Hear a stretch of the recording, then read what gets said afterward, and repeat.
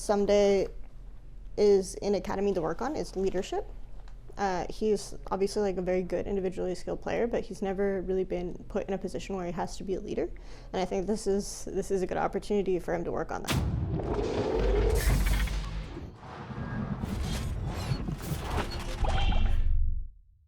Zazento from Esports Heaven, and I have here with me the coach of Academy for 100 Thieves, Kelsey Moser.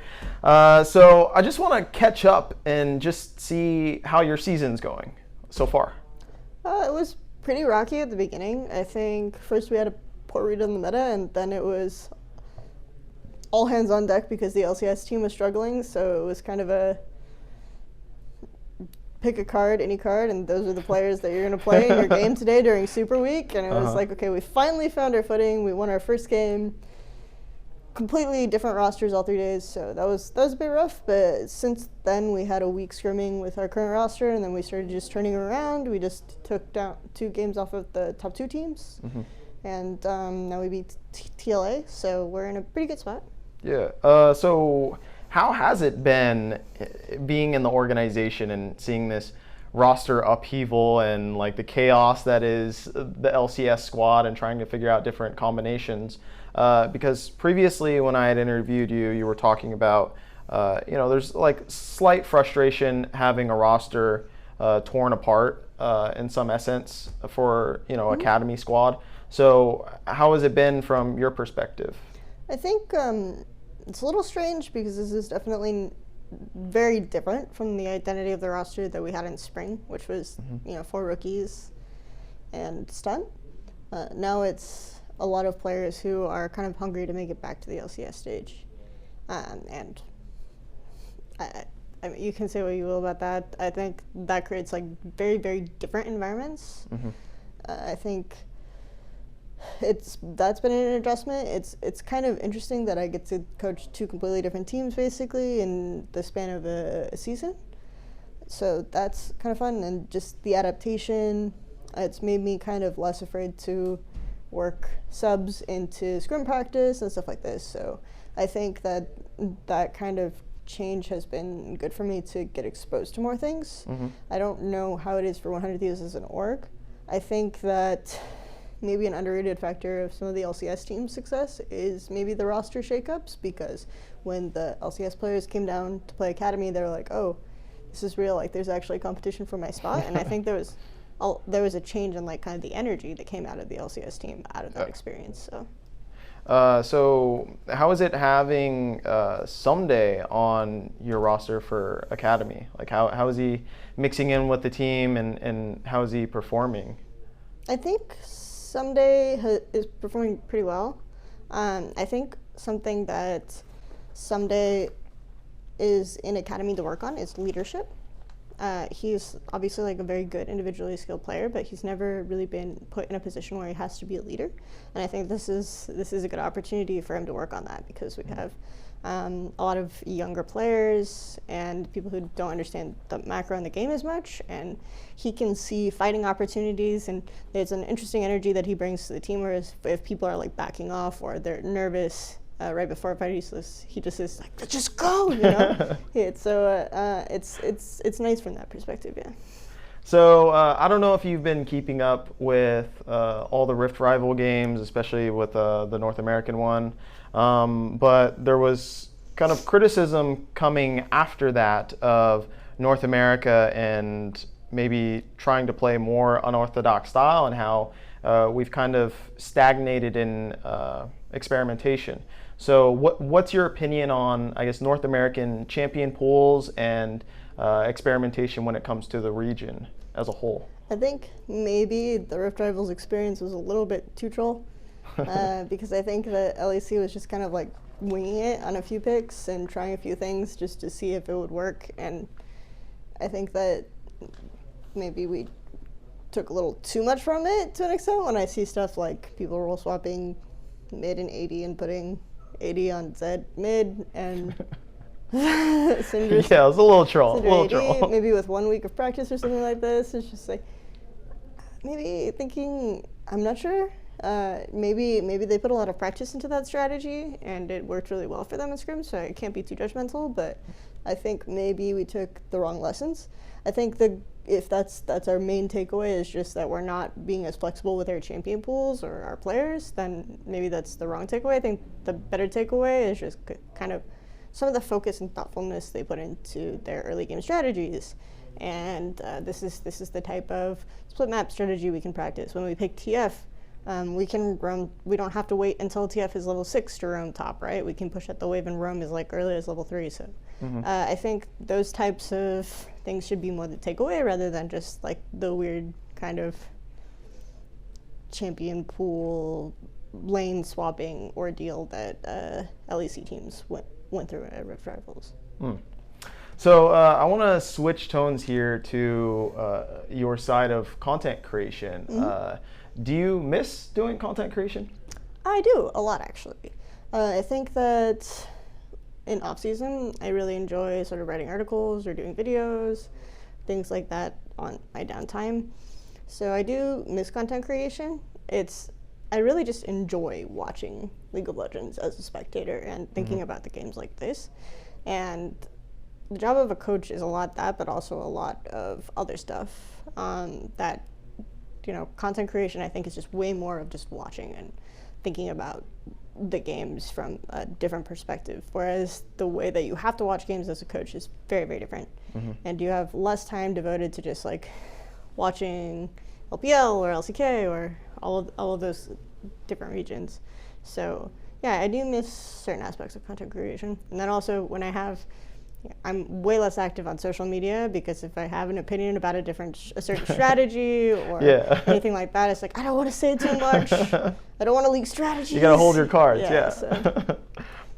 So there have been a lot of outlets that have gone down over the years. Of course, you worked with Yahoo Esports. Oh, I worked with so many different ones. I worked with Score, I worked with Yahoo, I worked with ESPN, I worked with not the shot color. Slingshot, right? Slingshot. Yeah. Sports Grid, like a bunch of stuff just went down, So with that said, was there ever a factor of like, well, I can go into this coaching role, which seems like a more stable environment? Was that in your like a big decision point, I guess, in taking over the coaching role? Or was it something else in which you just didn't want to do content creation as much and you'd rather try your hand at something new? I don't know if I would say coaching is more stable because I think it's a very results-based industry. So you really have to put your money where your mouth is. Like I was really worried after H2K that I wouldn't have other offers. It was like I can see why. My very first position, and we made playoffs the first split. The second split was pretty bad. I think. So from that perspective, I feel like more uncertain, even because I had established enough of a reputation as a content creator that I always sort of felt like, okay, maybe it won't be for as much pay, but I can still like find another position. I can still get work, right? I'm experienced enough. I know how to navigate this scene, and there's a bunch of other stuff that I can do on the side if it comes to that. Whereas the coaching position, I think, feels maybe less stable. So that's.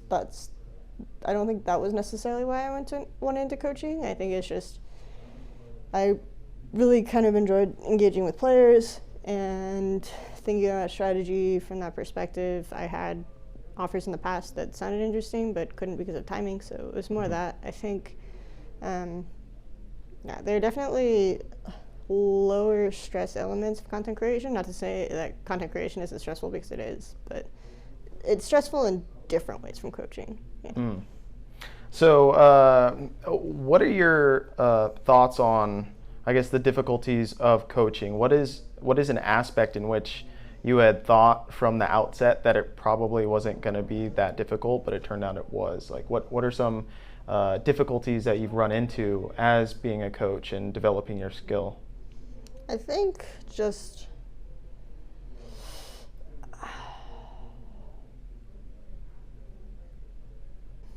I think it's just finding.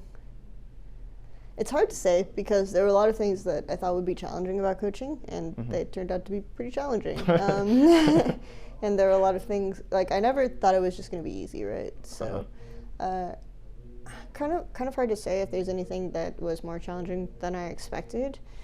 So I definitely had a very realistic perspective, I think, going in. Well, that's good. That's good.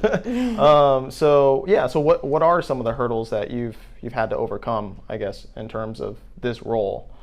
I think different players are all very different, so you can't apply the same sort of strategy to coaching everyone. I think last split, I had a much more kind of democratic approach to bot review, which was like, what do you guys think we should have done here? And then it was more Socratic, where it was like I opened the floor to them and they talked a lot more. Whereas I think this group of players are very different learning style. Mm-hmm. So I had to develop a different way of talking to them.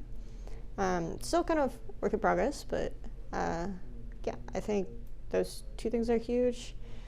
So that kind of adaptation. Also, my experience coaching in Europe, there's a difference in players' fundamental understanding of certainly matchups, different things that need to be addressed that I didn't maybe expect in NA. So just being able to be very adaptable is probably the biggest challenge of coaching. Is just because all players are different, and there will always be different needs that come up at a given time. So you can't just kind of AFK and do the same thing you did yesterday. You know? Yeah. So how is it working with Prawley? Do you guys work a lot together? Do you bounce ideas off of each other? How's your relationship with him? I think probably I work less with Prawley and more with the assistant coach Joseph in terms of just discussing ideas and things of that nature. Our teams weren't very close in spring. I think obviously by necessity they've become much closer now. More back-to-back scrim stuff. Players talk more during meals. So I think I wasn't quite sure how it was like working with the staff in spring, but it's a developing relationship right now. So speaking of which, how is the scrim environment in terms of academy teams being able to scrim LCS teams? Have you found that to be a struggle in trying to get those scrims? I think for us, you have to have like a consistent track record of wins to be considered for LCS scrims as academy teams. I think that our team has done a pretty good job of, when there's a free day and they don't have an LCS scrim, of like prioritizing us over other academy teams, which is nice. But other than that, it's generally academy scrims academy, LCS scrims LCS. So. Do you think that this is like a missed opportunity in a sense for both sides of the coin, of both LCS and academy teams, or? It depends. I think right now academy is still kind of new, because there's a big difference between Challenger and Academy.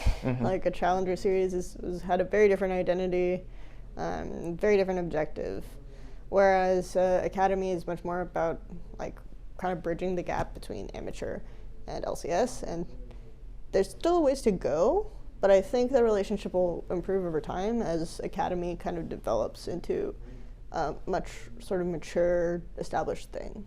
Yeah. Okay. Well, I think that's all I have for you. This is kind of a rare opportunity to talk with you, but do you have anything to say to any of the fans out there that you have?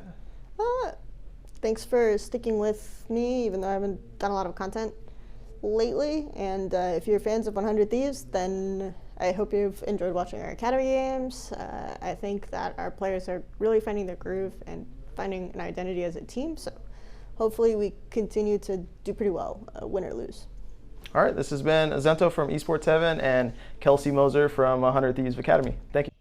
Now you may be wondering why I got you here. I'm about to fat stack show, so let's be clear. Subscribers were everything around me. Smash that shit like a fake and all old getting rowdy. Stylish discussion, no room for discussion. But for me, it's nothing. Better put this on your checklist. Rhymes be $2.95 a minute, cause boy, they leave you breathless. Woo!